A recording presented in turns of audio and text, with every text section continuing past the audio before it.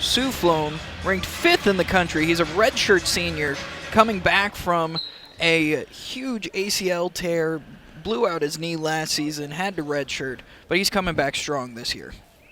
He has. He's improved his attacks on his feet, kept his volume of attacks high while staying in great position. Sueflohn will move his opponent around a lot. He really likes getting an underhook, like we saw with Abaddon, to set up his shots. And he likes drags from wrists. He can go from bicep ties, inside ties. He doesn't even really need to touch his knee, even though he wears a knee pad. Langenderfer does not want any part of the tie-ups that Sueflohn has. Sueflohn in on a leg now.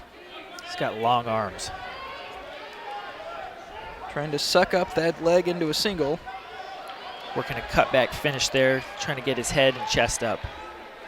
Switches over to a double. No points given yet. He's got to pull him in a little bit and shelf it, climb up that leg. There it is. Working back up. Langenderfer with a wizard there.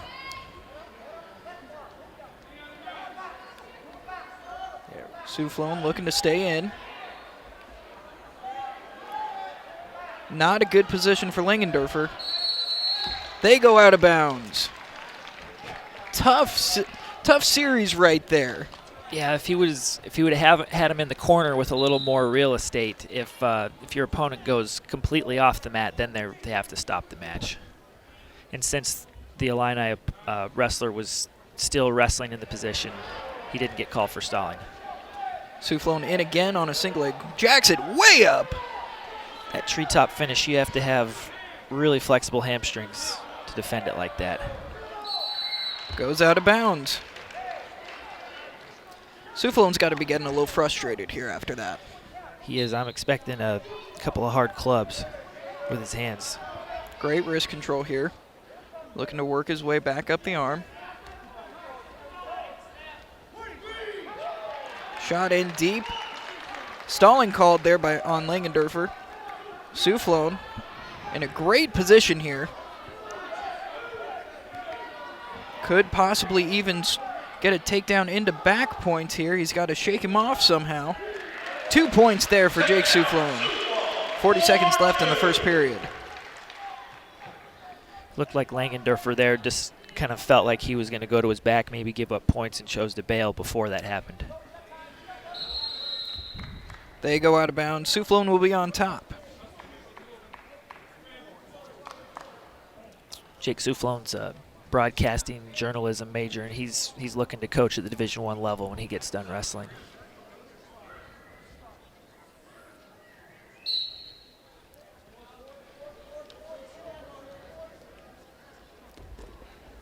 Goes for a Granby roll. Nothing going there. Sueflohn, though.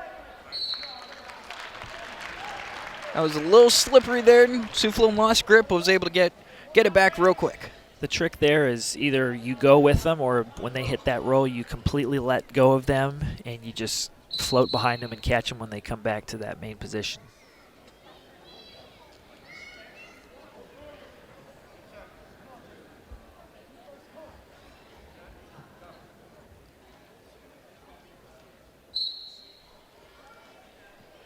Sueflohn looking for a head lever. Trying to flatten him out, gets him flat. He's able to hook it. You can see him using his left knee trying to pinch Langenderfer's arm in there so he can get it with cross wrist also.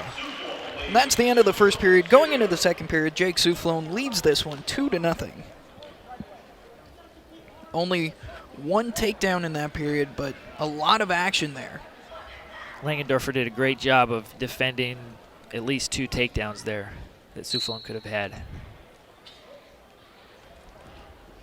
Langenderfer makes it to his feet again. Good trip by Jake Sueflohn. You can see how when he gets that wrist, he drives Langenderfer's weight over it instead of trying to pull it in. You use your whole body, it's easier to attack one arm instead of trying to go one arm against one arm. Looking to get more wrist control. looking to get a 2-on-1, go for a cheap tilt possibly. A minute 20 of riding time now.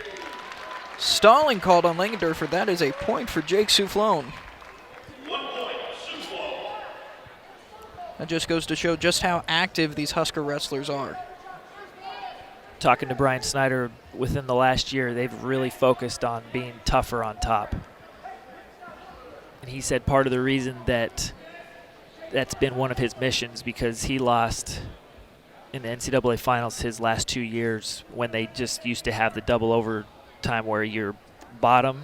If you get away in 30 seconds, you win. If you ride them when you're on top, you win.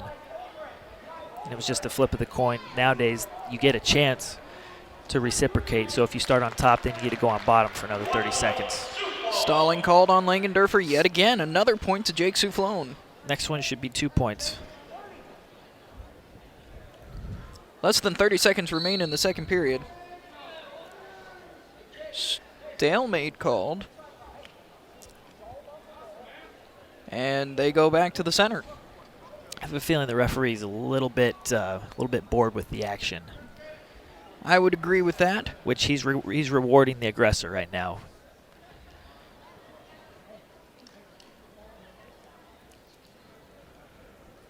You see Langenderfer knows that he does not want to be on the bottom. That's why he's trying to get that quick start.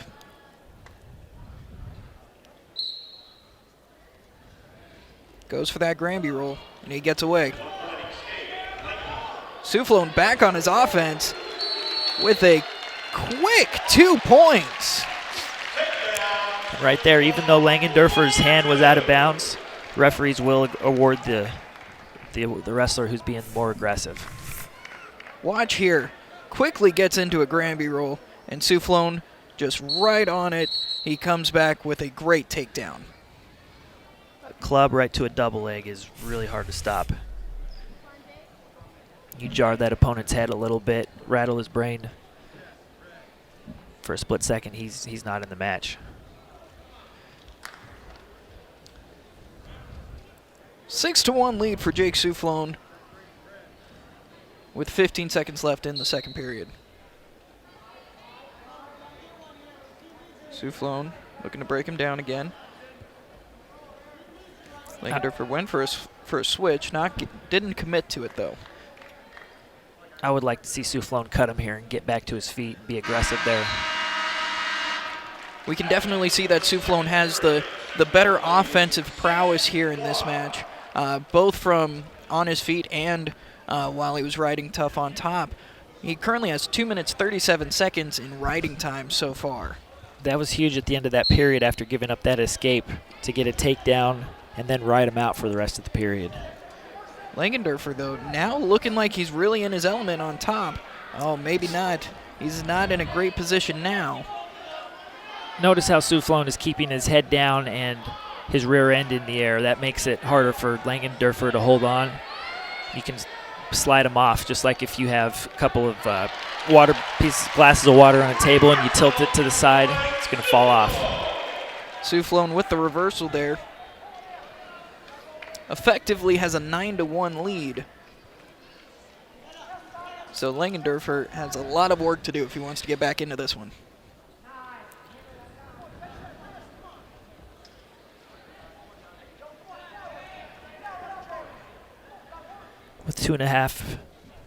With a minute left, it's kind of hard to really get another 6 points for this match right here for Jake. So he'll probably ride him out for the major decision. The thing about Sueflohn's offense while he's on top is he's very much being the aggressor, even though it doesn't appear to be as dynamic. He's trying to get the wrist. He's trying to do some cheap tilts, and he's very good at it. So much so that his opponent has been unable to even move on the bottom in this match. He's a taller wrestler for 149 with longer arms and longer legs, but he's got a vice grip and has that wiry strength that you can't always see, but you can sure feel it. Sueflohn, towards the end of this period, looking for one more cheap tilt, staying active on top. Langenderfer, though, being just like a rock at the moment. Sueflohn, though, able to turn him over. You can see the referee's right there. He's on top of it. And that'll do it for 149 pounds. Jake Sueflohn is your winner, 9-1 over Kyle Langenderfer.